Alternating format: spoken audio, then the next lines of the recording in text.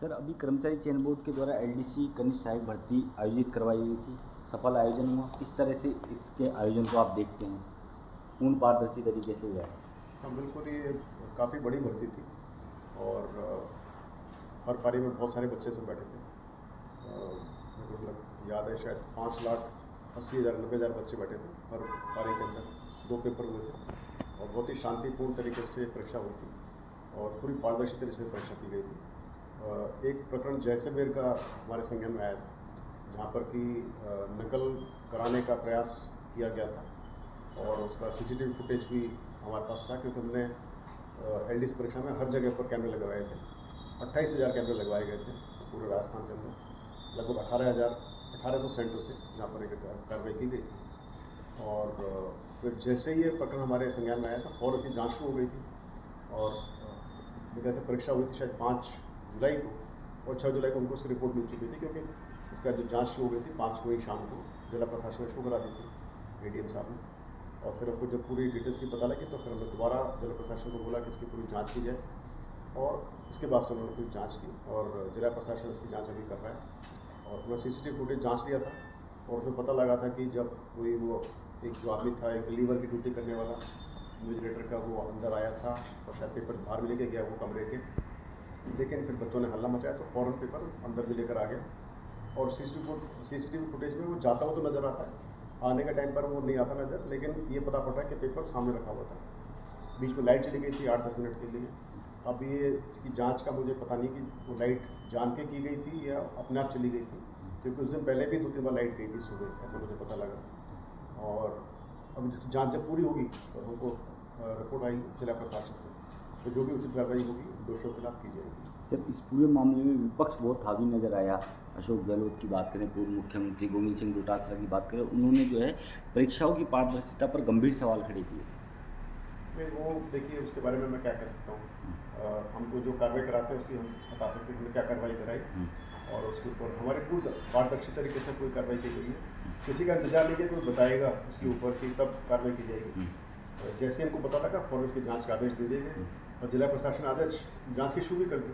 तो किसी का ऐसा प्रयास नहीं था कि इसको बात को दबाया जाए, नहीं बताया जाए, और जांच चल रही है। और मुझे पूरी उम्मीद है इसके ऊपर जो भी इसमें दोषी होंगे उनके खिलाफ कार्रवाई की जाएगी। सर, इसमें उत्तर कुंजी का और परिणाम का जो अब इंतजार कर रहे हैं अभ्यर्थी, तो उसके बारे में कोई तय समय सीमा अभ्यर्थी? देखिए, तय समय सीमा किसी की वैसे नहीं होती है। हम तय सीमा होती है हमारी जब परीक्षा का रिजल्ट कब निकालना है, तो वो हम हमेशा बता देते हैं कि जो परीक्षाएं सिंगल पारी की होती हैं, सिंपल परीक्षा होती है, उसको 3 महीने में रिजल्ट निकालते हैं। जो परीक्षाएं डबल पारी में होती हैं उनका रिजल्ट हम 4 महीने में निकालते हैं, डबल या ट्रिपल पारी में। और जो परीक्षाएं थोड़ी टेक्निकल होती हैं उनका 5 महीने में निकालते हैं। तो हमारा प्रयास होगा कि जो परीक्षा है एलडीसी वाली, इसका 3-4 महीने में रिजल्ट निकाल हो सकेगा। प्रयास कर रहे हैं कि अगले महीने निकाल सकें, लेकिन अभी आपको बोल नहीं पाऊंगा मैं जब तक कि देख लें इसमें कितने ऑब्जेक्शन होते हैं और क्या इसमें कितने सारे ऑब्जेक्शन और किस किस प्रश्न का ऑब्जेक्शन है। उसके आधार पर फिर इसकी जांच होगी तो फिर निकलेगा। हमारा प्रयास है कि इसी महीने में हो सके तो एलडीसी की जो प्रारंभिक हुई थी उसको जारी कर दिया जाए। ठीक है सर, सीईटी की बात करें तो अभी जो आवेदन प्रक्रिया चल रही है, क्या कुछ कहना चाहेंगे स्टूडेंटों से आप? सीईटी की जो प्रक्रिया चल रही है उसमें जो सीईटी सीनियर सेकेंडरी है उसकी लास्ट डेट मेरे ख्याल से 23 जुलाई है और उसमें 14 लाख बच्चों ने आवेदन कर दिए हैं, जो कि अच्छा नंबर है, मगर हमारी उम्मीद से कम है। हम एक्सपेक्ट कर रहे थे इसमें करीबन 18 से 20 लाख बच्चे फॉर्म भरेंगे। हालांकि अभी एक हफ्ता बचा हुआ है, तो मुझे पूरी उम्मीद है कि सभी जो आपका ये शो देख रहे होंगे या न्यूज़ सुन रहे होंगे वो फ़ौरन ही फॉर्म भरेंगे और लास्ट दिन का इंतजार नहीं करेंगे, क्योंकि लास्ट दिन के अंदर हो सकता है कि वो थोड़ा सा इंटरनेट वगैरह स्लो हो जाए और उनको परेशानी हो, इस पर डेट आगे नहीं बढ़ाई जाएगी। तो आपके माध्यम से सभी से रिक्वेस्ट है कि अपना फॉर्म भरें। जो सीईटी ग्रेजुएशन है उसके लास्ट डेट मेरे ख्याल से 3 या 4 अगस्त है और उसमें लगभग 7 लाख बच्चों ने फॉर्म भरे और उसमें हम एक्सपेक्ट कर रहे हैं करीबन 14 से 15 लाख बच्चे फॉर्म भरेंगे। तो चूँकि उसमें अभी 15 दिनों बचे हुए हैं, तो मुझे पूरी उम्मीद है कि इसमें 14-15 लाख का आंकड़ा क्रॉस हो जाएगा। ठीक है सर, इसमें अभी चर्चा चल रही है सीईटी को लेकर कि 10वीं बेस जो परीक्षा होती है उसमें भी सीईटी को लागू किया जा सकता है, तो इस तरह का कोई विचार विमर्श चल रहा है क्या? बिल्कुल विचार विमर्श है, बहुत ही एडवांस स्टेज पर ये हमारा प्रपोजल है और इसके बारे में हमारी सरकार से मंत्रणा भी हो चुकी है। ऐसी बहुत सारी परीक्षाएं हैं जो कि 10वीं आधारित होती हैं। जैसे अभी एक लैब अटेंडेंट की परीक्षा थी जिसका मैं फॉर्म भरवाया था, उसमें 52 पोस्ट के लिए लगभग 2 लाख बच्चों ने फॉर्म भर दिए थे अब जो सिपाही आबकारी परीक्षा है, फॉरेस्ट गार्ड परीक्षा है, उनमें 400-500 पोस्ट के लिए भी लगभग 10 से 15 लाख या 20 लाख बच्चे फॉर्म भरेंगे। तो इतनी बड़ी बड़ी परीक्षाएं कराना बहुत ही आसान नहीं होता है, थोड़ा सा अनसेफ होता है। हम चाहते हैं जैसे जितने कम से कम परीक्षाएं वो हों और कंट्रोल तरीके से हों। अब चूँकि सभी परीक्षाएं 10वीं आधारित हैं, तो हमारा प्रयास है कि हम इनको 2 स्टेज में कराएं, क्योंकि जो व्यास कमेटी की रिपोर्ट थी उसमें भी ये रिकमेंडेशन थी जितना हो सके परीक्षाओं को 2 स्टेज में कराया जाए, ताकि फर्स्ट स्टेज के अंदर आप उनको स्क्रीन करें और नंबर्स कम करें, शॉर्टलिस्ट करें। उसके बाद फिर सेकेंड स्टेज में कम अभ्यर्थी बैठें तो वो अच्छी परीक्षा होगी। तो सरकार ने इस पर काफ़ी गंभीरता से विचार कर रही है और कर चुकी है, और मुझे पूरी उम्मीद है कि बहुत ही शीघ्र इसके ऊपर हमको निर्णय मिलेगा। और इसका जब अप्रूवल हो जाएगा इस पूरे कॉन्सेप्ट का, तो फिर हम कैंडिडेट्स के बीच में जाएंगे और इस परीक्षा की नोटिफिकेशन निकाल कर 10th CET कराने का प्रयास करेंगे।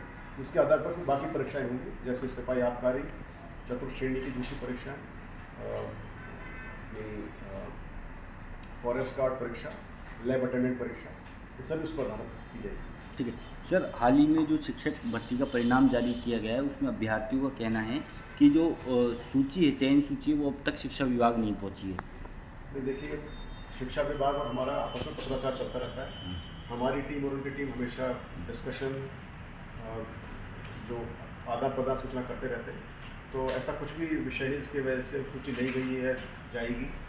वो जब स्कूटरी फॉर्म भरा देते हैं उसके बाद फ़ौरन पूरा डेटा हमारे पास तैयार होता है, और उसको शिक्षा विभाग या दूसरे विभाग जो भी डीली करता है वो हमसे आके ले लेता है। तो इसके इसमें कोई डिले नहीं है। मुझे लगता है शिक्षा विभाग अभी इसमें काफ़ी बिजी रहा, कमिटमेंट्स बहुत हाई रहते हैं। और आपने देखा होगा कि चतुर्थ श्रेणी परीक्षा की जो उन्होंने डीली कराई थी, बहुत ही मुस्तैद तरीके से कराई थी, बहुत ही फास्ट तरीके से कराई गई थी, और बहुत ही जल्दी उन्होंने इतनी बड़ी डीली को पूरा कर लिया था। तो मुझे पूरी उम्मीद है कि शिक्षा विभाग ये वाली डीली भी टाइम से कराएगा।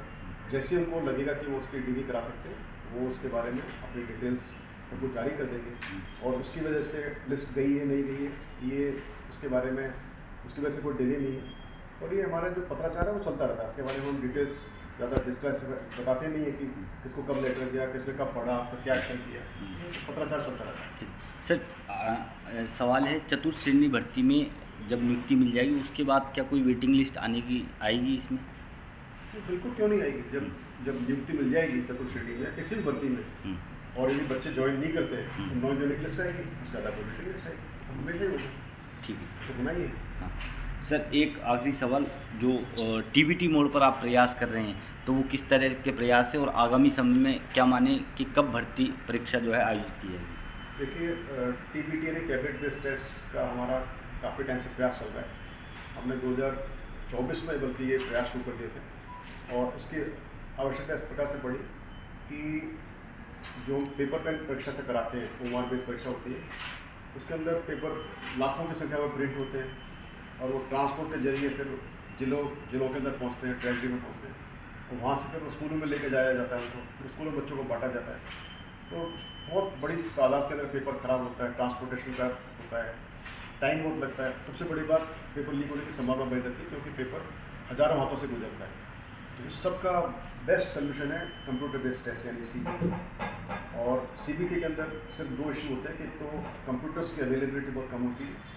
राजस्थान में माने तो सिर्फ 20,000 कंप्यूटर नोड्स हैं, उन 20,000 में से भी सिर्फ 5-7 हज़ार कंप्यूटर हैं जो कि नोड्स जो कि थोड़े सेफ होंगे, बाकी जगह पर हमेशा रिमोट एक्सेस का खतरा बना रहता है। और दूसरी बात, CBT की रिमोट एक्सेस, और पहली बात कंप्यूटर्स का अवेलेबिलिटी। इसी वजह से कर्मचारी चयन बोर्ड जिसमें बहुत बड़ी संख्या में परीक्षा कराई जाती है, तो CBT को सूट नहीं करता है। हमने CBT करा चुके हैं 10 बार। तो इसी का जो सोल्यूशन था वो था कि हम TBT कराएंगे, टैबलेट बेस्ड टेस्ट कराएं, और उसमें फिर टैबलेट्स के अंदर कोई भी लिमिटेशन नहीं होती, चाहे 1000 टैबलेट्स में, चाहे 10,000 में, चाहे 50,000 में।